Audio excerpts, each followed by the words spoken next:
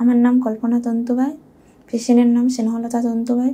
পেশেন্টের প্রথম কন্ডিশন ছিল বুকে ব্যথা হচ্ছিল।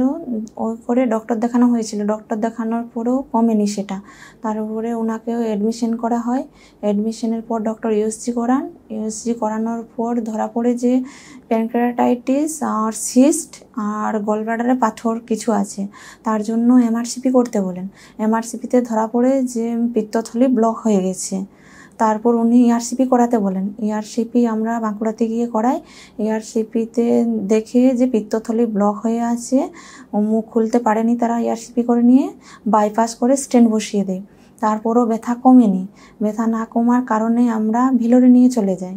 ভিলোরে গিয়ে নিয়ে বায়োপসি হয়, পেট সিটি হয়।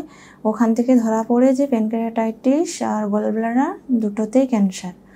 সেখান থেকে কেমো দেওয়ার জন্য বলে, কিন্তু আমরা সেখানে কেমো দিইনি। আমরা আবার রিটার্ন নিয়ে চলে আসি, রাঁচিতে অ্যাডমিশন করাই। সেখান থেকে কেমো চলে। ফার্স্ট কেমো ভালোভাবে নিতে পারে, সেকেন্ড কেমোটা ভালোভাবে নিতে পারেনি।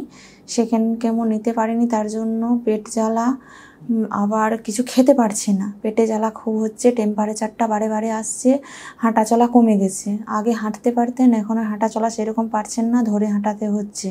কিন্তু টেম্পারেচার আর পেটের জ্বালাটা একদমই কমছে না। পেশেন্টটা ডক্টর বলেছে কেমো না নিলে ঠিক হবে না, পেশেন্ট কেমো নিতে পারছে না, তাই আমরা আর কেমো দিতে পারবো না। বলে দিয়েছে যে আপনার ক্যান্সার হয়েছে। আর আমি মানসিক অবস্থাতে খুবই ভেঙে পড়েছিলাম। আপনাদের এই ভিডিও দেখার পর মনে হলো যে ওখানে গিয়ে একবার যদি ট্রিটমেন্ট করায়, অনেকেই তো সুস্থ হচ্ছে, যদি মায়েরটাও সুস্থ হয়ে যায়।